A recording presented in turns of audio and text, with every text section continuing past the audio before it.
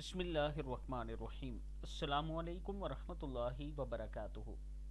اگر آپ چاہتے ہیں کہ دنیا میں بھی آپ کی عزت ہو اور آخرت میں بھی آپ کو جنت الفردوس میں جگہ بنے تو نماز مغرب کے بعد 3 مرتبہ یہ آیات پڑھیں اور پھر اللہ کے حضور دعا کیا کریں، اللہ تعالیٰ کرم کرنے والا ہے۔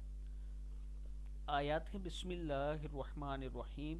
قد افلح المؤمنون الذین هم فی صلاتهم خاشعون والذین هم عن اللغو معرضون والذین هم للزکاة فاعلون والذین هم لفروجهم حافظون الا على ازواجهم او ما ملکت ایمانهم فإنهم غیر ملومین فمن ابتغى وراء ذلك فأولئك هم العادون والذين هم لأماناتهم وعهدهم راعون والذين هم على صلواتهم يحافظون أولئك هم الوارثون الذين يرثون الفردوس هم فيها خالدون۔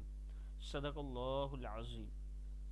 مغرب کے بعد یہ آیات پڑھ کے اللہ کے حضور دعا کیا کریں، اللہ تعالیٰ ضرور کرم کرنے والا ہے، دنیا میں بھی آپ کو عزت ملے گی اور آخرت میں بھی۔ السلام علیکم ورحمۃ اللہ وبرکاتہ۔